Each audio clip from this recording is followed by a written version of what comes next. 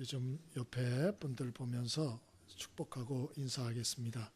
우리는 하나님께 영광 돌릴 사람입니다. 성도님은 하나님께 영광 돌릴 사람입니다. 좀 인사 좀 하시죠. 예, 안녕하세요. 반갑습니다. 우리는 하나님께 영광 돌릴 사람입니다. 예, 성도님도 하나님께 영광 돌릴 사람들입니다. 예, 반갑습니다.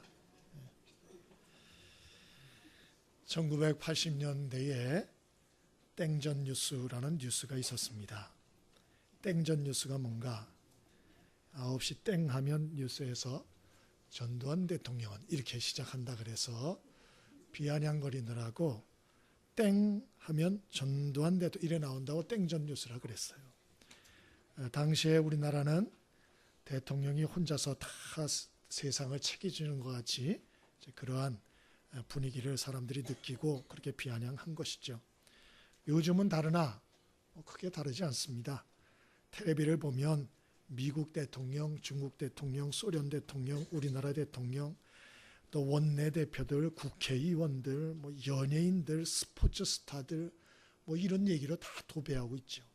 그들이 세상을 끌고 가고 있는 것 같고 그들이 문화나 모든 것들을 다 압도해가는 것 같습니다. 한편으로는 부럽고 우리들도 저들을 따라가야 되는 거 아닌가 이런 생각도 들죠. 오늘 본문의 룻기를 그러나 우리가 보면 좀 의외의 상황이 나옵니다. 룻기에 나오는 인물은 크게 세 사람이죠. 나오미와 룻과 보아스 세 사람입니다.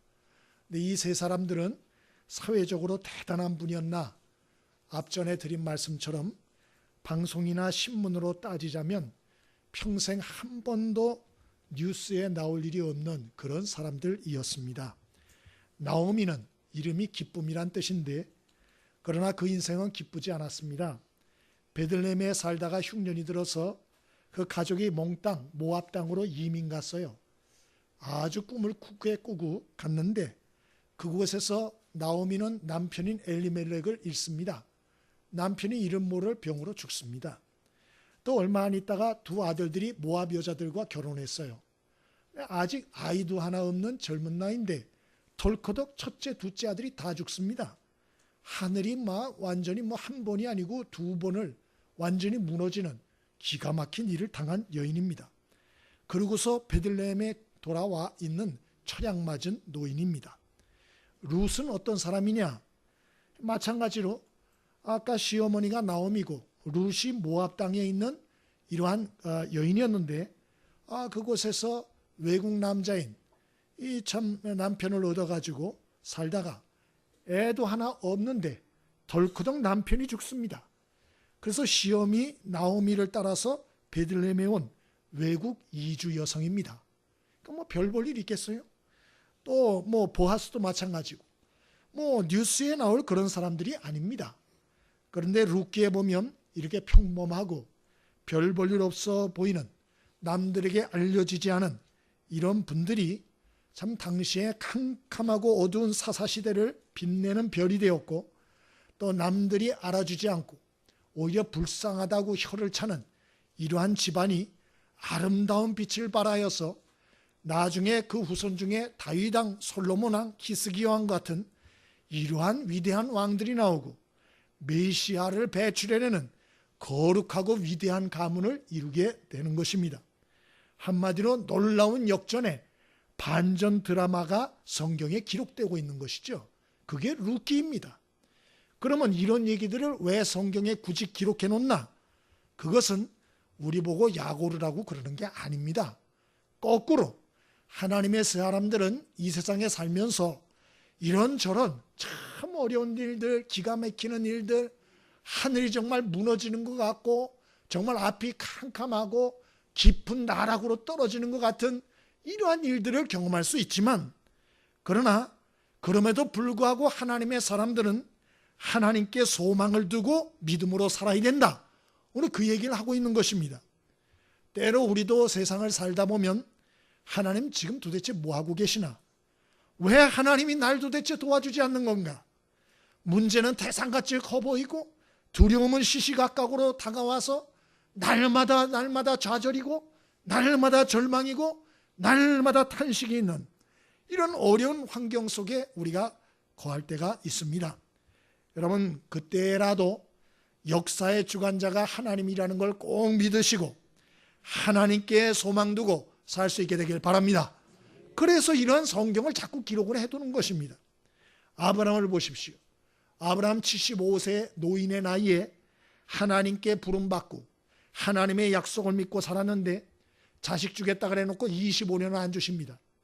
그래서 이 아브라함이 갈등과 회의 속에 얼마나 많이 빠지는지 몰라요. 안 그렇겠어요? 그때마다 하나님은 나타나셔서 믿음을 심어주시고 인내케 만들어주셨어요. 문제를 해결해 주신 게 아니고 믿음을 주시고 인내할 힘을 주신 거예요. 그때마다 나타나서 넌 열국의 아비가 될 거야. 네 아내는 열국의 어미가 될 거야. 넌 보통 사람이 아니야. 너는 귀히 쓰임 받을 거야. 반드시 내 때가 온다. 역전의 날이 온다니까. 황무지에 꽃피는 날을 내가 반드시 줄 것이다. 하나님이 이런 식으로 계속 말씀을 하셨어요. 그래서 아브라함이 참 여러 가지 갈등 가운데서도 무너지지 않고 끝까지 갈 수 있었던 겁니다. 왜 하나님은 빨리 문제를 해결해 주지 않고 자꾸 이러한 약속만 주나? 그 이유는 사람이 아무리 큰 문제와 어려움이 와도 마음과 믿음만 무너지지 않으면 이겨내고 승리할 수 있기 때문에 그런 것입니다. 그러나 반대로 아무리 조그만 어려움이 와도 마음과 믿음이 부서져 버리면 그 사람은 끝이에요. 아무 희망이 없는 것입니다. 그러므로 우리가 힘들고 어려울 때마다 자꾸 문제만 묵상을 하지 마시고 지금 어렵고 힘들어도 아브라함처럼 룻의 가정처럼 하나님이 역사하셔서 반드시 우리를 세상에서 복되게 하실 것이며 이 세상의 복덩어리로 어디 가든지 짐덩어리요 어디 가든지 천박덩어리요 그게 아니고 하나님이 우리를 부르신 이유는 어디 가서나 복이 되는 인생, 그게 하나님이 우리를 부르신 목적이라는 거예요. 성경은 처음부터 끝까지 그 얘기를 하고 있는 것입니다. 여러분, 이러한 하나님께서 계획이 있다는 걸 꼭 기억하시고 저와 여러분이 어떤 상황에서든지 하나님을 의지하고 소망을 굳게 붙드심으로 하나님께 영광 돌리는 귀한 인생, 역전의 축복 경험할 수 있게 되기를 바랍니다. 그러면 우리가 어떻게 하면 이 룻과 같이, 룻의 가정과 같이 하나님의 역전의 축복과 은혜를 또 하나님 영광을 우리가 체험하는 인생을 살 수가 있을 것인가? 오늘 함께 생각해 보는 것은 큰 유익이 되리라 생각을 합니다. 오늘 룻이 어떤 사람인가를 중점적으로 살피면서 우리가 하나님께 영광 돌리긴 인생을 살기 위해 우리가 어떻게 해야 되는가 함께 살펴봅니다. 15절 같이 읽어봅니다. 15절 함께 읽습니다. 15절. 자, 시작.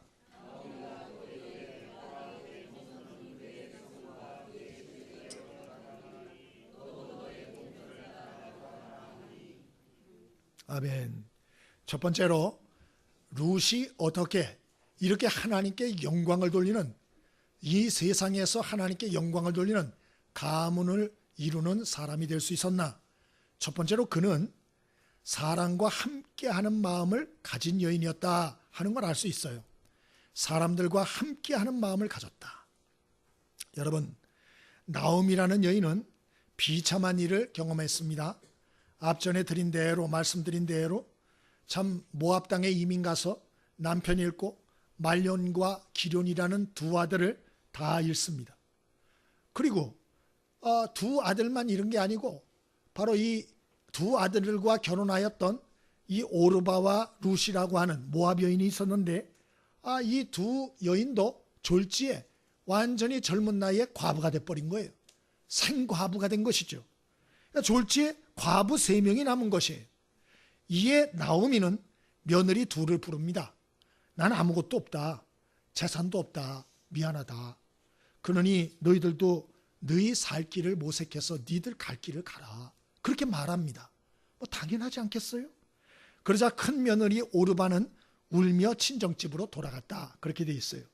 근데 작은 며느리 룻은 뭐라고 얘기하나? 난 안 갑니다. 어머니 가는 곳에 나도 가고 어머니 거하는 곳에 나도 거하겠습니다. 나는 끝까지 어머니와 함께 하겠습니다. 이렇게 말을 하는 거예요. 여러분, 참으로 기가 막힌 일이죠. 아니 룻이 도대체 무슨 심정으로 이랬을까? 뭐 학자들이 여러 가지 얘기를 해요. 우선은 룻이 친정 식구가 없었다. 돌아갈 곳이 없었기 때문에 이렇게 했다. 또 어떤 분들은 늙고 남편도 잃고 두 자식까지 함께 잃은 이 시어머니를 불쌍히 여기는 그 앞날에 대한 염려하는 마음을 가진 이 룻이었기 때문에 바로 이 시어머니를 함께 했다. 뭐 그렇게도 얘기를 해요. 그러나 그걸 누가 알겠어요? 모르는 일이에요. 그러나 정확한 건 뭐냐? 하나님의 은혜였습니다. 여러분, 아무리 모든 것이 다 내게서 떠나져 간다 할지라도 하나님이 내게 남겨두는 은혜가 있다는 걸 잊지 않게 되길 바랍니다. 그게 하나님의 은혜인 거예요. 나는 아무것도 없다. 그런 사람은 없어요. 항상 하나님은 내게 뭔가를 남겨둔다고요. 오늘 이 나오미도 하늘이 2번 꺼지는 고난을 당하고 하나님께 원망하였지만 하나님은 룻이라는 여인의 마음을 움직여서 함께하게 하셨다. 여러분, 그런데 우리가 인간적으로 생각을 해보면 예나 지금이나 사람들이 함께 산다는 거 쉽지 않습니다.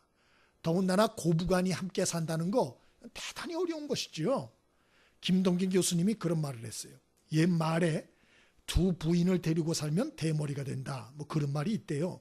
예? 뭐 또 오해하지 마십시오. 저도 이제 머리칼이 좀 빠져가는데 그런 분들 비하하려고 하는 게 그러면서 뭐라 그러는 거 아니 이렇게 얘기를 해요. 왜 대머리가 되느냐?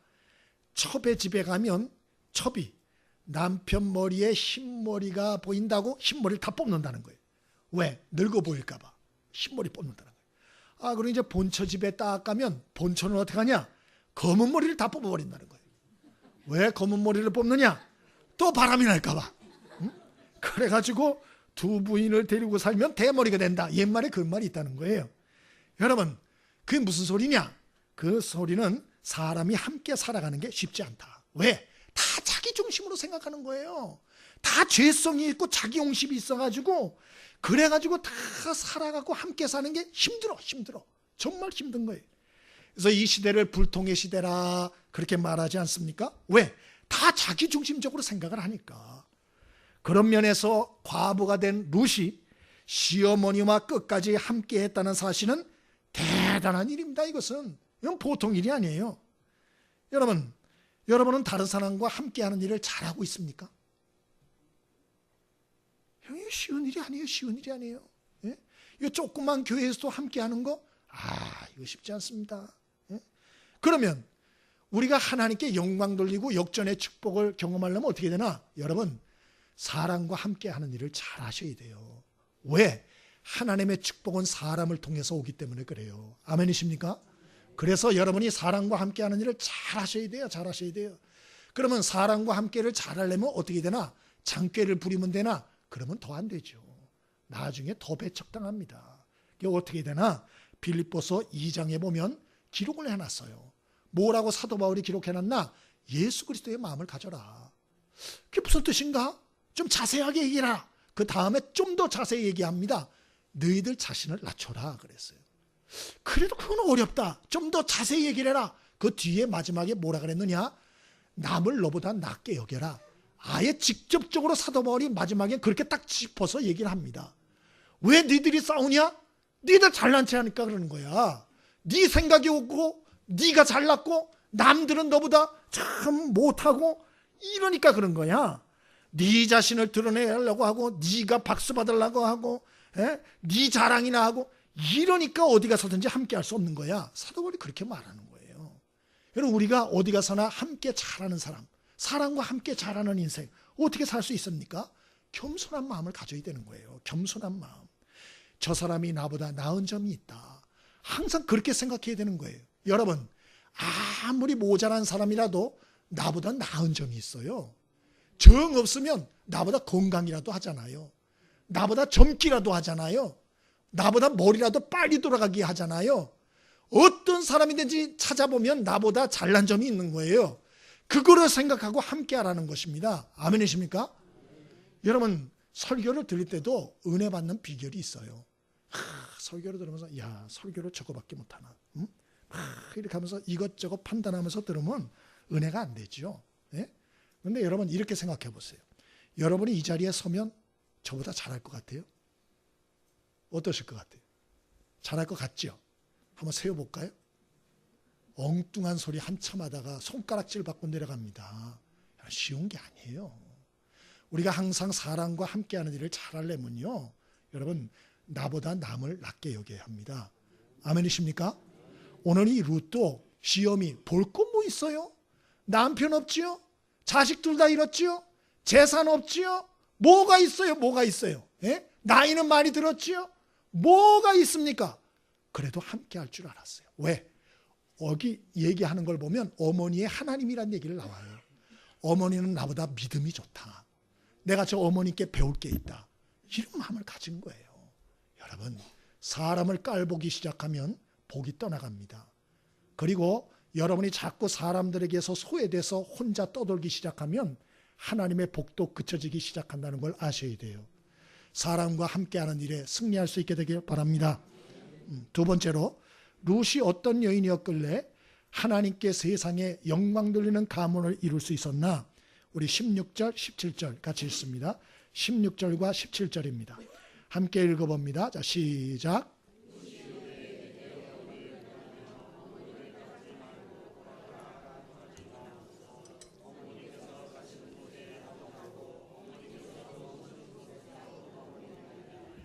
어머니의 백성이 나의 백성이 되고 어머니의 하나님이 나의 하나님이 되시리니 어머니께서 죽으시는 곳에서 나도 죽어 거기 묻힐 것이라.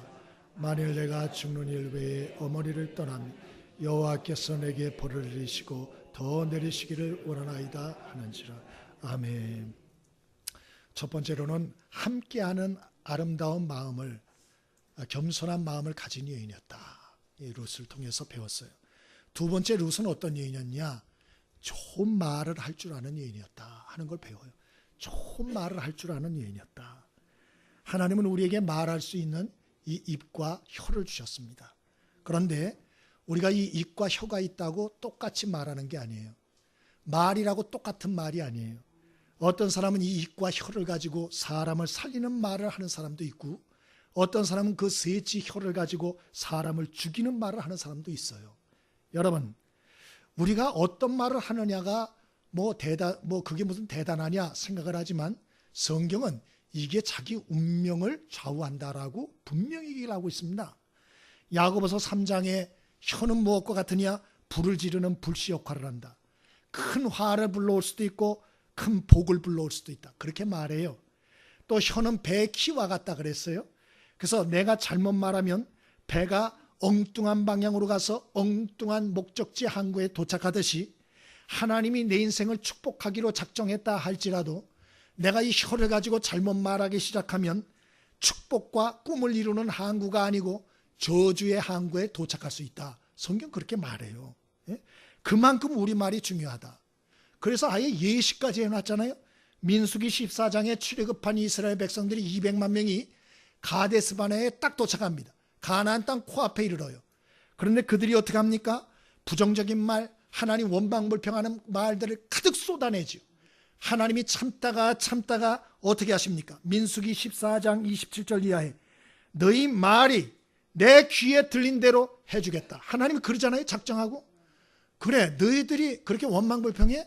가나안 땅이 그렇게 싫어? 그 내가 싫어? 그럼 너희들 말대로 해줄게. 하나님 못 들어가게 합니다. 40년을 계속 될 듯 하면서 광야에서 뺑뺑이 돌게 합니다. 그리고 거기서 다 죽었어요. 두 사람 빼놓고. 여러분, 굉장히 무서운 말씀이에요. 그러니까 여러분, 우리의 말을 하나님이 듣고 계시다는 걸 우리가 너무 잊고 있는 거예요. 그래서 함부로 말하는 거예요. 함부로 자기 생각대로 말하는 거예요. 이건 대단히 큰 문제라는 걸 아셔야 합니다.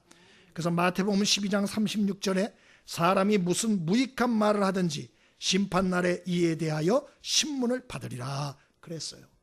그러므로 여러분이 혹시나 몸에 이상이 자꾸 오고, 내가 운동도 하고 밥도 열심히 먹고 있는데 몸이 자꾸 이상해지고 일은 자꾸 안 되고 자꾸 꼬이고, 그러면 오해하지 말고 들으세요. 체크를 한번 해보세요.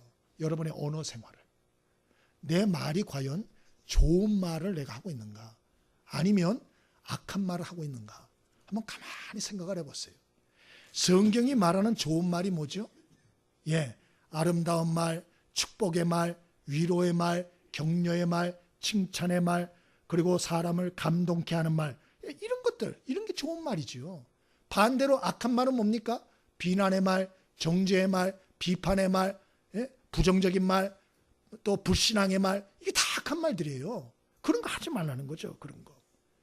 오늘 룻의 말은 어떤 말이나 좋은 말이었습니다. 감동적인 말이었습니다. 여러분, 이 말이 나오미에게 얼마나 위로가 되었을까요? 남편을 잃습니다. 두 아들을 잃습니다. 이제는 나이까지 들어서 건강도 없습니다. 모든 것이 다 떠나가는데, 이게 모한 며느리인 이 며느리, 첫 며느리는 떠나가 버렸어요. 첫 며느리로도. 근데 둘째 며느리는 달짝 달라붙어 가지고, 저는 끝까지 함께 하겠습니다. 어머니가 가시는 곳에 함께 하겠습니다. 그리고 어머니가 죽으시는 곳에 나도 죽어 거기 묻힐 것입니다. 17절에. 감동이에요. 감동. 부부끼리도 이런 소리 안 해요. 예? 여러분, 저와 여러분이 이러한 감동을 주는 말, 좋은 말, 위로의 말 할 수 있게 되길 바랍니다. 우리 총신 신대원 교수님이 논문 표절 시비가 있어가지고 한참 힘들 때 그런 얘기를 하더만요. 자기가 너무 힘들어 있는데 아는 목사님이 전화를 하셨대요. 어쩐 일이십니까? 그랬더니 저희 교회 와서 설교 좀 해주십시오 교수님, 그러더래요. 예, 그러지요. 그리고 통화를 이것저것 하는데 끝에 뭐라는 거 하니, 교수님 사랑합니다, 그러더래요. 근데 가슴이 뭉클하대요. 아니, 자기는 남자끼리 사랑합니다 그러면 막 닭살이 돋고 막 그러고 그런 거 싫어했는데, 사람들이 자기한테 비수를 꼽는 말들을 다 하고 있는데, 이 목사님은 전화해서 교회에서 설교 좀 해달라 그러고, 그리고 자기한테 사랑한다고 말을 하니까 그게 얼마나 감동이 되는지 눈물이 날 뻔했다는 거예요. 예? 여러분, 사람들에게 비수 꼽는 말 하지 마십시오. 사람 정죄하는 말 하지 마세요. 자기 눈에 있는 들보부터 보라 그랬어요. 남의 눈에 티, 그거 여러분 손가락질할 생각하지 말고 내 자신이 어떤가 먼저 생각하라. 그렇게 성경이 말하고 있지 않습니까? 베드로전서 3장 9절에 악을 악으로 욕을 욕으로 갚지 말고 도리어 복을 빌라. 이를 위하여 너희가 부르심을 입었나니 이는 복을 유업으로 받게 하려 하심이라 그랬어요. 너희는 세상 사람처럼 욕을 욕으로 갚지 마라. 악을 악으로 갚지 마라. 오히려 복을 빌어라. 왜냐? 이것을 위해서 너희가 부르심을 받았기 때문이다. 그렇게 해야 복을 유업으로 너희도 받고 남도 받는다. 그런 얘기예요. 여러분, 복 받는 인생 되어지길 바랍니다. 그럼 복 받을 말을 하라는 거예요. 다른 사람에게도 복 받을 말을 해주라는 거예요. 여러분 자신에게도 복 받을 말을 하라는 것입니다. 제가 글을 한번 찾아봤어요. 찾아봐서 감동적인 말이 좀 뭐가 있을까? 그걸 한번 찾아봤어요. 이 룻의 말이 너무 감동적이니까 우선 그 부모가 자녀에게 하는 말 중에 자녀들이 상처받는 말이 있대요. 한번 들어보세요. 여러분은 상처 주는 말을 하는지 감동을 주는 말을 하는지. 자녀들이 상처받는 말. 너는 누굴 닮아서 그러니? 두 번째는 너 그것밖에 못해? 세 번째, 밥 먹지 마. 네 번째, 네 마음대로 해. 다섯 번째는 그러려면 집 나가. 이게 이제 자녀들이 상처받는 말이래요. 여러분도 이런 말 해본 적이 있나요? 없나요? 없다면 감사한 일이에요. 근데 제가 보니까 저는 한 적이 있더만요. 상처되는 말. 그러면 자녀들이 감동을 받는 말 어떤 것이 있나? 이런 거예요. 첫째가 넌 할 수 있어. 그래서 우리 큰딸이 열받으면 항상 이 노래가 있어요. 그 아동부 노래 복음성가. 넌 할 수 있어. 이 노래 항상 틀어놓더만요. 일본이 애들이 제일 감동받는 말이 넌 할 수 있어. 또 두 번째가 넌 나의 선물이야. 세 번째는 엄마는 항상 내 편이야. 네 번째는 내가 내 아들 딸로 태어나줘서 고마워. 다섯 번째는 내가 보고 싶어서 뛰어왔어. 우리 한번 연습해보죠. 이거 연습 필요할 것 같아요. 자, 한번 옆에 있는 저기가 여러분 손주 자녀들이라고 생각하고 한번 해봅니다. 넌 할 수 있어. 자, 비하는 거 내면서 내가 할 수 있어 이러지 마시고 노래 좀 힘을 주고 진심을 담아서 넌 할 수 있어. 너는 나의 선물이야. 나는 항상 내 편이야. 내가 내 아들 딸로 태어나줘서 고마워. 내가 보고 싶어 뛰어왔어. 이런 말 좀 많이 할 수 있게 되길 바랍니다. 예? 예. 감동받는 거예요. 애들이 감동받는다. 예? 그럼 반대로 부모가 상처받는 말이 있다요. 부모가 자녀들한테 어떤 말이 상처받느냐? 엄마는 너무 무식해. 이 일본이. 엄마 아빠는 너무 무식해. 시대에 뒤떨어졌어. 상처. 두 번째는 우리가 다 알아서 할게. 가만 좀 계세요. 예. 세 번째가 누가 낳아달라 그랬어요? 예. 네 번째가 엄마는 우리에게 관심도 없잖아. 다섯 번째가 엄마가 그렇게 가르쳤잖아요. 상처가 된다는 거예요. 그게. 그러면 부모가 감동하는 말은 무엇이냐? 엄마가 해주는 음식이 제일 맛있어요. 두 번째는 태어나게 해주셔서 고마워요. 세 번째는 엄마 너무 속상해하지 마세요. 제가 있잖아요. 네 번째가 엄마가 내 엄마라서 참 좋아요. 다섯 번째, 엄마가 하고 싶은 일을 할 때 내 마음이 제일 편해요. 이것도 연습해 보십시다.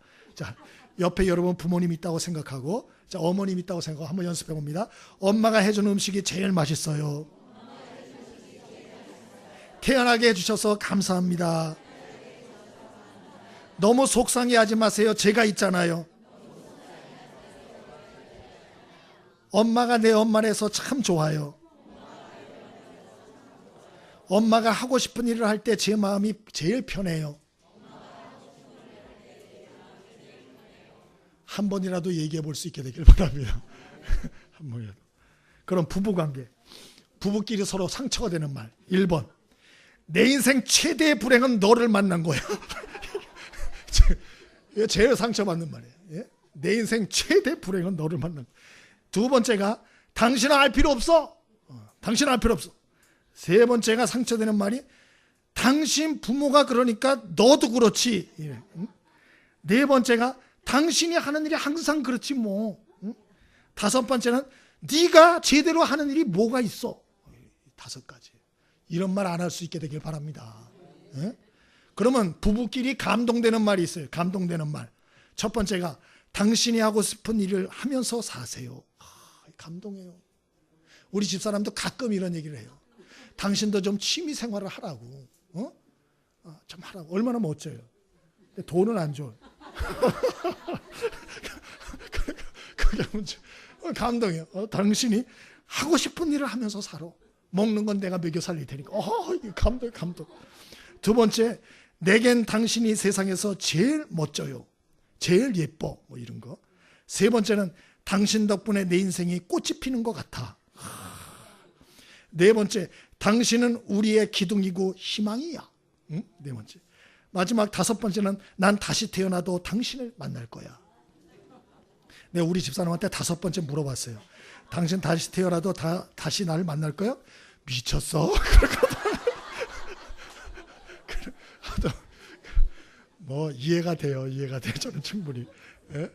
여러분 서로 상처가 되는 말 하지 말고 좀 감동시키는 말을 할 수 있게 되길 바랍니다. 연습해봐요. 자, 옆에 배우자가 있다고 생각하고, 자, 좀 눈에 진심을 담아서 이야기합니다. 당신이 하고 싶은 일을 하면서 살아. 내가 책임질게. 내겐 당신이 세상에서 제일 멋져. 당신 덕분에 내 인생이 꽃피는 것 같아. 당신은 우리의 기둥이고 희망이야.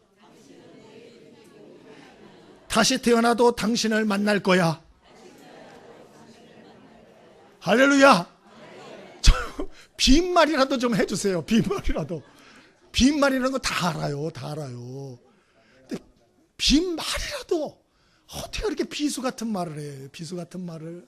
빈말이라도 참 좋은 말을 해주세요. 아멘이십니까? 오늘 이 룻은 오늘 얘기하지만 감동시키는 말을 하잖아요. 그리고 그 얘기가 오늘 성경에 다 기록되잖아요. 다. 왜? 너무 감동되니까. 사람을 감동시키거든요. 어떻게 이런 말을 할까?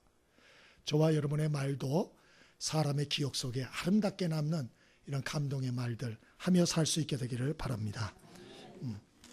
마지막으로 세 번째, 룻은 어떤 여인이었나? 2장 2절을 같이 한번 읽어봅니다. 2장 2절 우리 함께 읽어보겠습니다. 2장 2절 함께 읽습니다. 자, 시작.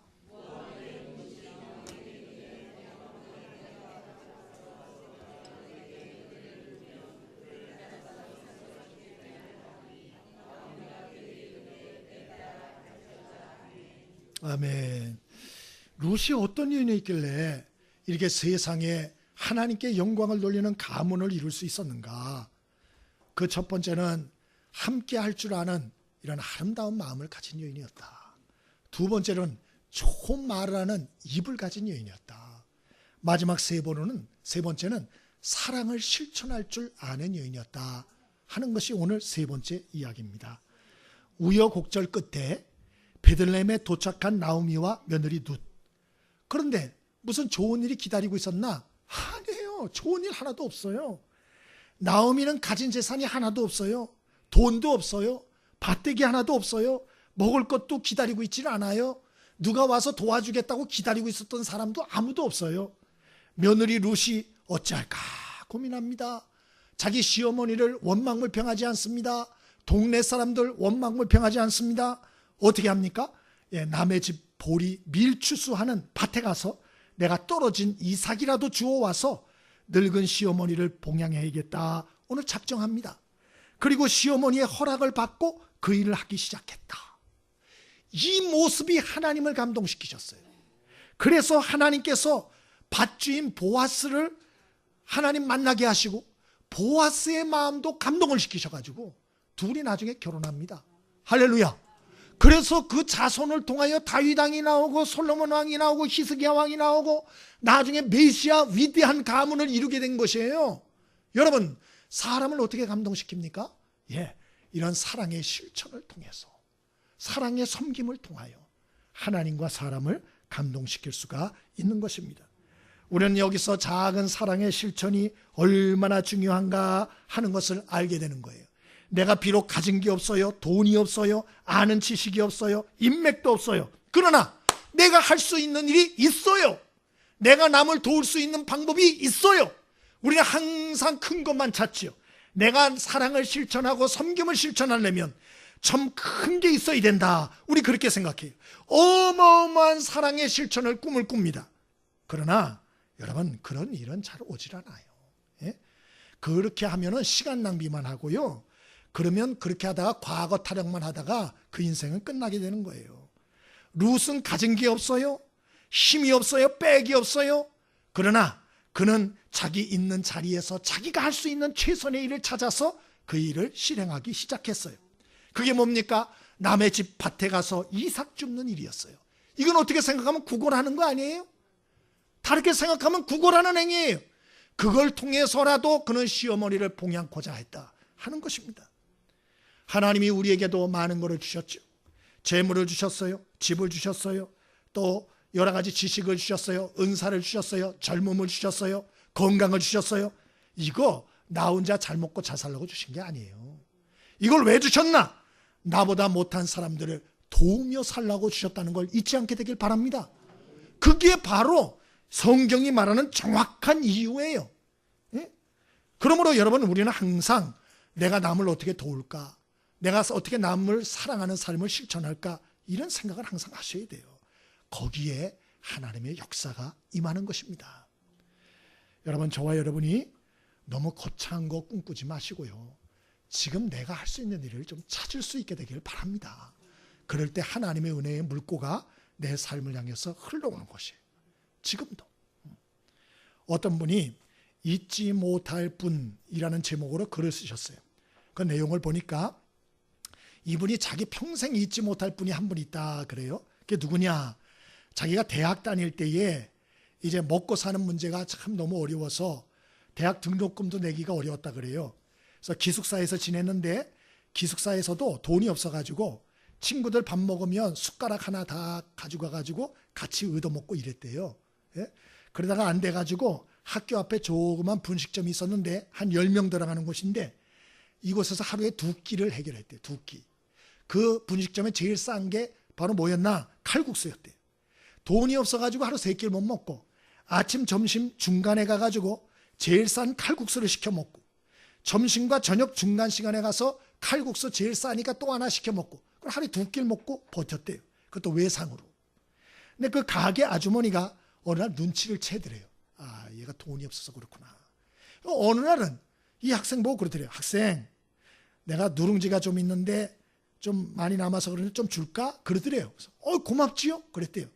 그랬더니 주는데 얼마나 많이 밥을 퍼가지고 주는지 꽉꽉 눌러주더래. 누룽지는 조금 주더래. 그러니까 이게 핑계인 거예요.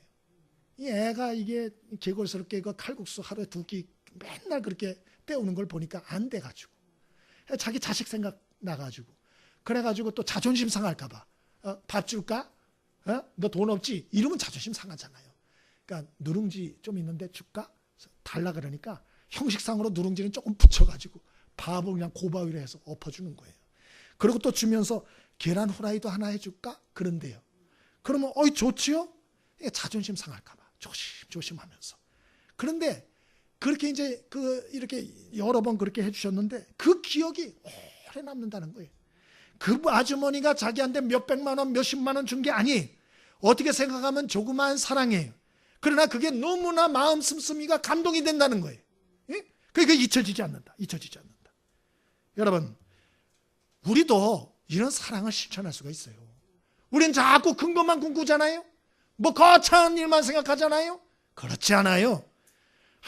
예수님은 뭐라 그랬어요? 냉수 한 그릇이라도 소자에게 대접한 자는 결단코 상을 잃지 않는다. 분명히 말씀했잖아요. 또 이런 말씀 듣고 옳다구나. 그래, 냉수 한 잔이었어. 그러면서 누구에게나 냉수 한 잔만 주려고 그러지 마시고, 그렇다 그 말에 그런 정신을 가지고 하라 이 말이에요. 항상 대접하려는 마음, 없는 것만 찾지 말고 줄 수 있는 걸 찾아라. 냉수라도 대접할 수 있지 않냐? 그런 얘기죠. 이렇게 할 때 하나님이 그 인생을 축복하신다. 왜 내 인생은 하나님의 축복이 없을까? 말만 하지 말고 축복받을 씨를 심을 수 있게 되길 바랍니다. 얼마나 내가 사랑의 실천을 하고 있는가, 얼마나 다른 사람을 위하여 내가 사랑의 섬김을 정말 내가 하고 있는가 생각을 해야 돼. 말씀을 마치겠습니다. 여러분, 때로 우리가 사랑을 실천할 때 나만 손해보는 거 아닌가 생각이 들지만 온 우주의 주인이신 하나님이 보고 계시다는 걸 잊지 마세요. 하나님께서 이 작은 사랑을 실천하는 오늘 이 룻을 보고서 하나님이 감동하셔서 보아스라는 사람의 마음을 감동시키고 결국 그를 통해서 축복의 물꼬를 하나님이 투시잖아요. 저와 여러분이 룻과 나오미처럼 우리도 남편을 잃고 자식을 잃고 하늘이 무너지는 것 같은 이런 슬픔과 어려움 우리도 경험할 수가 있어요. 그래서 우리도 그런 어려움을 당할 때 나 같은 사람도 정말 하나님께 영광 돌리는 인생을 이 세상에서 한번 우리가 보이며 살 수가 있을까? 우리 그런 의심이 들 때가 많아요. 사실 나 같은 게 내가 나 같은 사람이 뭐가 있다고. 그러나 정답은 뭔지 아세요? 살 수 있다, 그런 얘기예요. 룻과 나오미의 이 가정을 통해서 보여주신 이유가 그것이고 아브라함을 통해서 보여주시는 그 내용이 바로 그것이에요. 문제는 뭐냐? 하나님의 시각과 관점을 가지지 않는다는 거예요. 너무너무 시각이 좁아요. 너무 짧아요. 여러분, 좀 하나님처럼 넓고 멀리 볼 수 있게 되길 바랍니다. 우리는 너무 조급해. 너무 생각이 좁아요. 그래서 너무 빨리 절망하고 너무 빨리 좌절하고 너무 빨리 포기하는 거예요. 그러지 마세요. 아브라함은 자기 후손을 통하여 이스라엘 민족이 생길 걸 알았습니까? 몰랐죠. 룻은 자기 후대의 후손을 통하여 다윗 왕, 솔로몬 왕, 히스기야 왕, 메시아가 나올 걸 알았을까요? 몰랐어요. 좀 멀리 보세요. 아멘이십니까? 예수를 믿어도 약사 빠르게 믿으면 큰 코 다칠 거예요. 여러분 나중에 시험 들 거예요. 예수는 우직하게 믿는 거예요. 아멘이십니까? 좀 시크하게 믿으세요. 좀 멀리 보세요. 좀 넓게 생각을 하세요. 오늘 주신 말씀대로 지금까지 어떻게 살았다 할지라도 다시 한번 마음을 다짐하고 새 출발을 하시고 자신을 훈련하셔서 이런 룻과 같이, 나오미와 같이, 아브라함처럼 정말 역전의 드라마를 쓰고 이 세상에 하나님께 영광을 돌리는 귀한 저와 여러분의 인생 되어질 수 있길 바랍니다.